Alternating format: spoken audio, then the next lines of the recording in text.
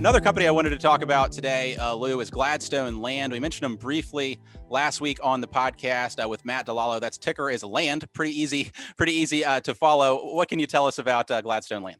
So this is a farming REIT. They own farmland in, I believe, about 13 states. They pay monthly dividends. The yield right now about 3.3% annually, and it has been increasing. And this is a business. It's a pretty straightforward business. They buy the land, they lease it back to farmers. The interesting thing here is it gives you exposure to the farms without making a bet on an initial farm with a pretty standard, but yet pretty attractive setup with the way they set up their leases.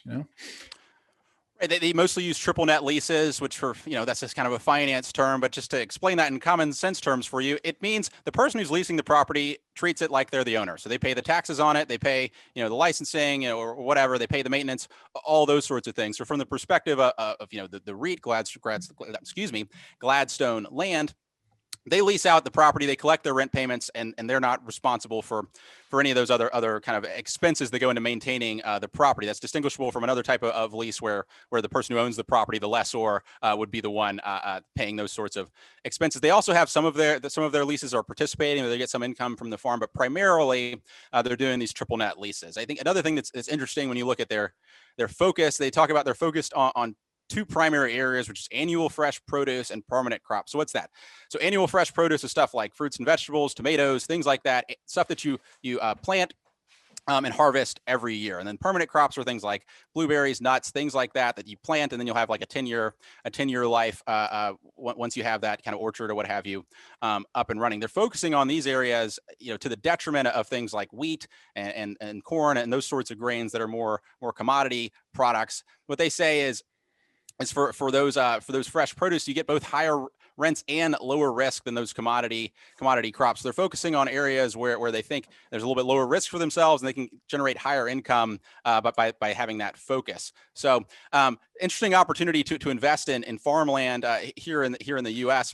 And I think one thing interesting in comparing it to other REITs and trying as a REIT investor, I mean, a lot of REITs are tied to the economic cycle, whether it's industrial REITs, definitely the retail, we saw that in 2020, even some of the apartment REITs, and a lot of the farm is tied, as we said, the farm could be very cyclical, but it tends to be tied to a cycle other than the economic cycle. So it may fall with it, but it may be an opportunity to kind of keep yield coming in when other sectors are in trouble, which kind of makes it, as far as REIT diversification, I think makes it an interesting thing to think about.